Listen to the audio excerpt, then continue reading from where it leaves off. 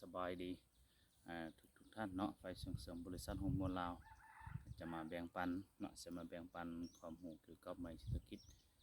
ที่กำลังมาแห้งในปัจจุบันเนาะเดี๋ยวนี้ตัวนี้จะเป็นสายพันธุ์ประเภทไม้ขยุงเนาะแต่ว่าตัวนี้จะเป็นสายพันธุ์พิเศษโดยแมนบริษัทฮอร์โมนลาวบริษัทฮอร์โมนลาวจะเป็นผู้นำเข้าสายพันธุ์เนาะจะเป็นผู้นำเข้าสายพันธุ์และจะเป็นการส่งเสริมให้คนลาวที่ว่าได้ปลูกหลังจากที่ว่าเราปลูกแล้วเนาะขนาดแก่นไม้หันถือว่าจะได้อยู่14-55 เซนขึ้นเมื่อทางบริษัทของเราจะเป็นผู้เก็บชื่อคืนเนาะหลังท่านใดที่ว่าสนใจ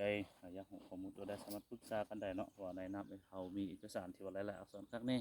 แต่ว่าหลายๆคลิปเราก็จะได้เอาเอกสารมาให้เบิ่งแต่สำหรับมื้อนี้เนาะถือว่าบ่ได้เอาเอกสารมาเนาะจะมีเอกสารทั้งหมดอยู่3ฉบับเนาะจะเป็นการรับรองหรือว่าก็เป็นการอนุญาตจากกระทรวงเกษตรกรรมป่าไม้อันที่2ก็จะเป็นการเป็นเอกสารห้างของสายพันธุ์แท้เนาะอันที่3ก็จะเป็นเอกสารห้างของซื้อคืนจากบริษัทเนาะรายละเอียดบนสิแปะให้ทั้งข้างก็ได้เนาะตัวถ้ามีเอกสารที่ถูกต้องเนาะท่านใดสนใจอยากได้ข้อมูลตัวใดสามารถปรึกษากันเข้ามาได้เนาะสำหรับวันนี้จะมาแบ่งปันความรู้เนาะสำหรับวันนี้ก็ขอบใจ